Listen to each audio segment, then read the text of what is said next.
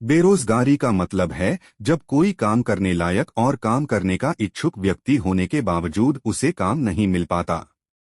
बेरोजगारी कई तरह की होती है। आइए इन्हें आसान भाषा में समझते हैं। पहला, संरचनात्मक बेरोजगारी। ये तब होती है जब बाजार में उपलब्ध नौकरियों के लिए लोगों के पास सही कौशल नहीं होते। जैसे अगर किसी जगह पर कार बनाने वाली फैक्ट्री बंद हो जाए और वहां के मजदूरों को कंप्यूटर से जुड़ी नौकरियों का कोई ज्ञान न हो तो भले ही कंप्यूटर से जुड़ी नौकरियां हों, वे मजदूर उन्हें नहीं कर पाएंगे। दूसरा, चक्रीय बेरोजगारी। ये बेरोजगारी अर्थव्यवस्था में उतार चढ़ाव के कारण आती है। जब अर्थव्यवस्था खराब होती है या मंदी आती है तो कंपनियां उत्पादन कम कर देती हैं और लोगों को नौकरी से निकाल देती हैं।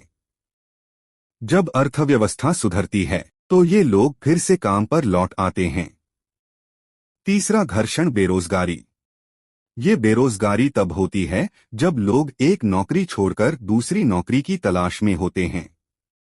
जैसे कोई व्यक्ति बेहतर सैलरी या अच्छी कंपनी के लिए अपनी पुरानी नौकरी छोड़ता है और नई नौकरी ढूंढने में कुछ समय लगता है।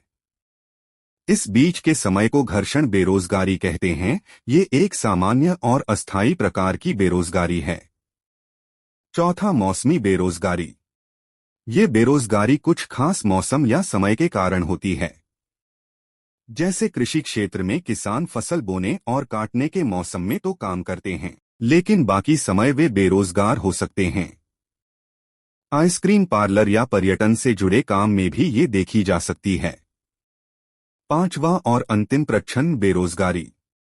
इस प्रकार की बेरोजगारी में देखने में तो लगता है कि लोग काम कर रहे हैं, लेकिन असल में उनकी उत्पादकता शून्य या बहुत कम होती है। यानी अगर उन्हें काम से हटा भी दिया जाए तो कुल उत्पादन पर कोई फर्क नहीं पड़ेगा। ये अक्सर कृषि क्षेत्र में देखी जाती है, जहां एक ही खेत में जरूरत से ज्यादा लोग काम करते दिखते हैं। यह समझना महत्वपूर्ण है कि बेरोजगारी के ये प्रकार अक्सर एक दूसरे से जुड़े होते हैं और किसी भी देश में कई प्रकार की बेरोजगारी एक साथ मौजूद हो सकती है।